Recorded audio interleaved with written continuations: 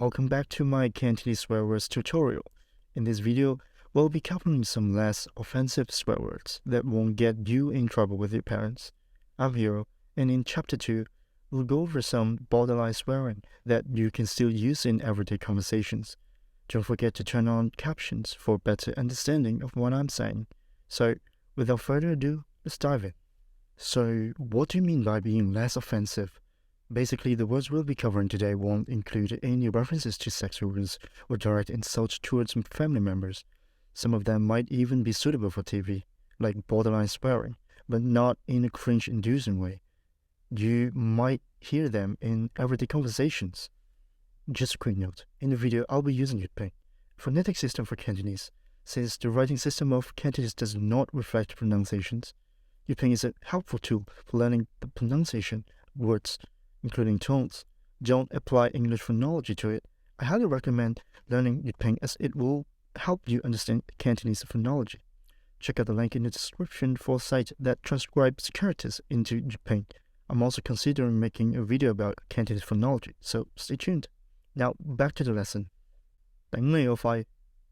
This phrase literally means hit your lungs. It's a way of saying fuck you without actually saying it. Use it when you're extremely angry. When you're really mad, drag out the word 頂. You can use it in an exclamatory way, like 頂你個肺, or you can use it to directly curse at someone. 我頂你個肺. Adding a subject pronoun emphasizes that you really mean it. Use it when you really want to say fuck you. When you say 屌你老母, the focus somehow shifts to someone's mother, so 頂你個肺 is more direct. For example, if your friend betrayed you after you helped them, you could say 我頂你個肺啊，我幫你咁多，呢條友而家玩篤背脊. This means fuck you, you betrayed me after I helped you. 篤背脊 means backstab literally. In conclusion, if you're angry, just say 頂你個肺. Which brings us to 頂. This is an exclamation you can use when you're really angry or disappointed about something. For example, if you are supporting a certain NBA team and they were winning, but the other team beats your team within 3 minutes and wins, you can yell, "Dang! You!" It originally exists because people want to say "deal," but they don't want to actually swear. It extended to a point that you can use it when something annoys you. For example, when your friend tells a joke that is not funny, you can go, "Ew."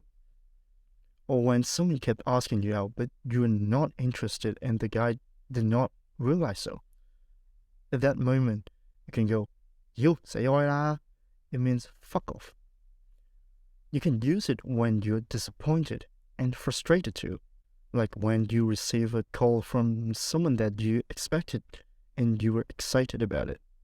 Turns out it's a tech support scam call. Then you can go, "You," and hang up.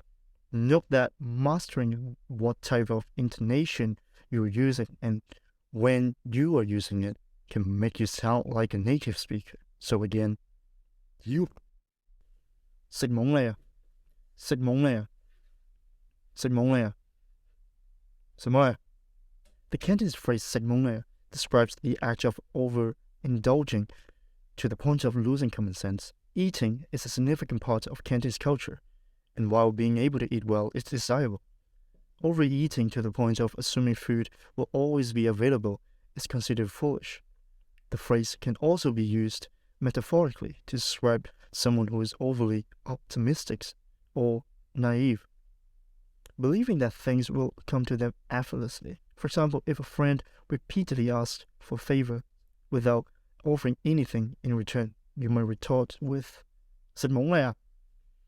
In a scenario like your friend kept asking you to drive them to school continuously and never paid for petrol or anything, when you're fed up with it, you can go 食懵你啊. Alternatively, if someone talks about their aspirations but doesn't take any step to achieve them, you might use the phrase to express your frustration, while not strictly profanity. 食懵你啊 can be delivered with a forceful tone to convey strong disapproval. 蛋散,蛋散,蛋散.蛋散. It is a type of food which I really enjoy. It is crispy when you bite it and it melts in your mouth, which it also is to describe people who has no backbone, people who are cowardly and useless. It is often used by bosses to describe their employee being useless. 喂，你幾條蛋散啊？有喺度做咩啊？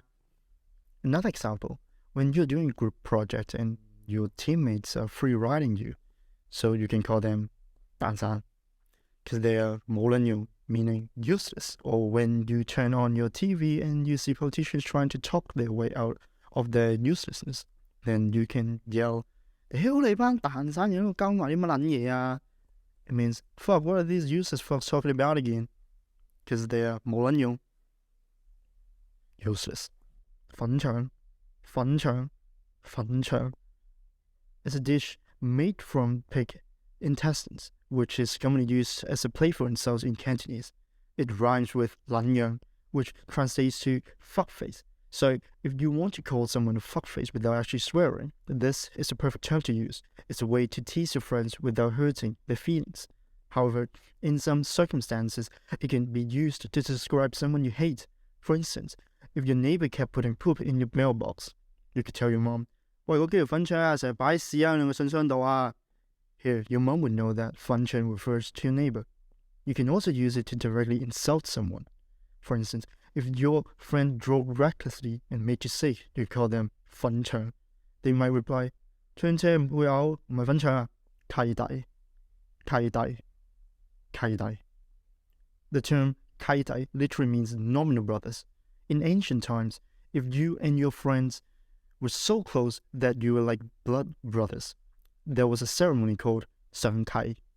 Additionally, when same-sex marriage was not a thing, gay people would perform this ceremony.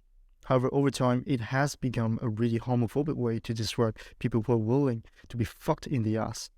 Nowadays, it means ass kisser or people who do shady things.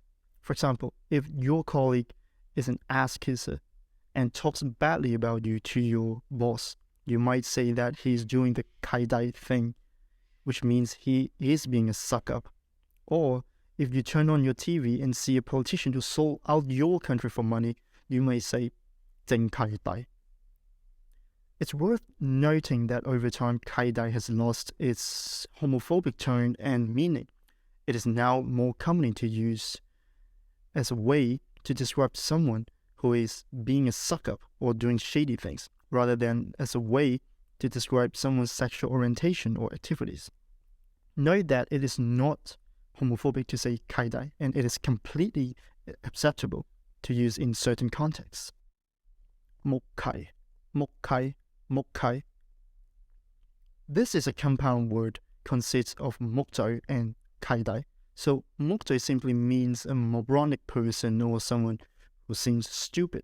So if that ass kisser is doing things in a stupid way, you can call them a mokkai. To make it plural, simply change the classifier so it became a group of people like that. There isn't a lot to talk about here, so let's move on. 屎忽鬼, 屎忽鬼, 屎忽鬼. 屎忽鬼 is a Cantonese term composed of 屎 meaning shit, fut meaning hole or concave, and guai meaning ghost. The term is often used to describe individuals who have betrayed your trust and engaged in shady behavior. Historically, the term has had homophobic connotations, implying that someone enjoys being sodomized. However, the term has evolved to simply refer to people who are unreliable or fail to keep their promises. For example, imagine that your band was promised 2 songs during a performance, but the show manager continuously prioritizes more famous bands over yours. In this scenario, you could refer to the manager as a 屎忽鬼 or asshole. Similarly, if you see a politician on TV who has taken your money after making promises to build something, you can rightfully call them a 屎忽鬼 because they have failed to fulfill their obligations, and most of them are 屎忽鬼 anyway. 謀利, 謀利, 謀利. The term 謀利 refers to a donkey or stupid person. The word 謀 comes from Zunzi and literally means looking towards the ground, which connotes ignorance or an inability to see the future. The word lei refers to people who are uneducated or simply ignorant. There is also a term, 大鄉里, that refers to people from remote towns who are unaware of current events, and you can clearly see the word lei is used there as well. By combining the two words, you can describe someone as stupid or dolky. For example, if you're working with a group of unintelligent people, you may refer to them as mao lei. Essentially, the term implies that the people in question are useless and stupid. Tail, tail, tip. This expression is used as an exclamation to show disapproval, such as when your friend claims to hold their breath for 30 seconds and you don't think it's impressive. So you respond with tail, como da la, meaning so what, I can do it as well. It can also be used when feeling jealous about someone's accomplishment, as in tail hổ lắm mà, meaning so what, it's not a big deal. You can also use it when feeling upset or butthurt. The rising tone version of this expression can be used to show disapproval in a confident manner. For example, if you see your friend doing something in a foolish way, you might say, "Tail, sao mày cầm vậy?" Meaning, what? You don't have to do it this way. There's a better way. Note that this expression should not be used as a substitute for the word "tiyu." Use it only to express disapproval. That's all for today's episode. In the next chapter, we'll explore another category, curse words, so stay tuned for that. Thanks for watching. If you enjoyed this video and want to see more like it, make sure to hit the subscribe button below. Until next time, take care and bye for now.